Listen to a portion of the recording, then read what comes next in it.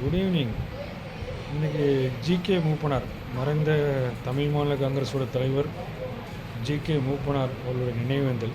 இதில் ஒரு முக்கியமான விவிஐபி கலந்துருக்காங்க. அவங்க யாருன்னு பார்த்தீங்கன்னா, நிர்மலா சீதாராமன் அப்படிங்கிற ஒன்றிய நிதி அமைச்சர்.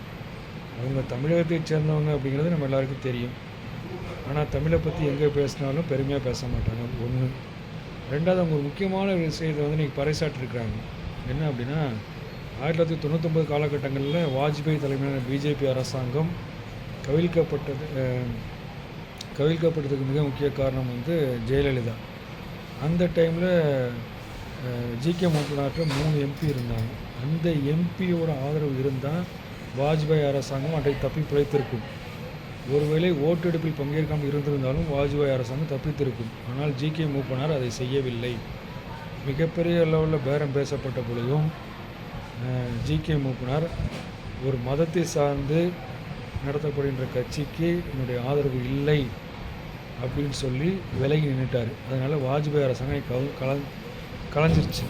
அதில் முக்கியமான விஷயம் பார்த்திங்கன்னா, பிரதமர் ஆகிறதுக்கான வாய்ப்பு ஜிகே மூப்பனாருக்கு அன்றைய காலகட்டத்தில் இருந்தது. அதை தடுத்தது அப்படின்னு சொல்லி திமுக அரசாங்கம் மேலே மிகப்பெரிய பழியை நிர்மலா சீதாராமன் போடுறாரு. அதுக்கான எந்த ஒரு வரலாற்று ஆவணங்களும் இல்லை.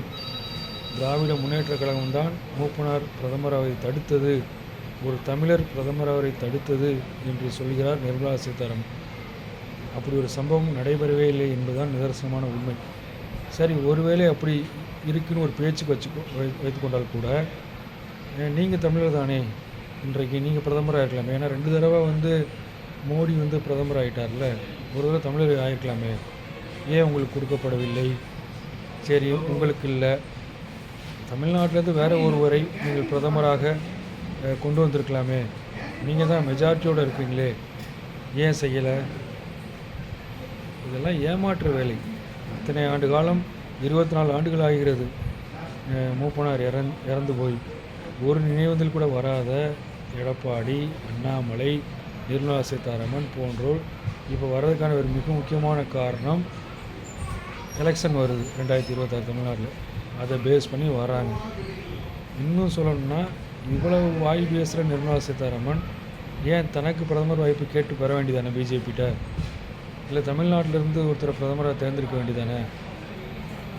ஏதோ மோடி தான் 75 வயசு ஆக போகுது. உங்கள் கட்சி பயிலாப்படியே அவர் போயிடுவார்னு சொல்கிறீங்கல்ல, ஏன் தமிழருக்கு ஒரு வாய்ப்பு கொடுங்கள் பிரதமராக பார்க்கலாம். நன்றி, வணக்கம்.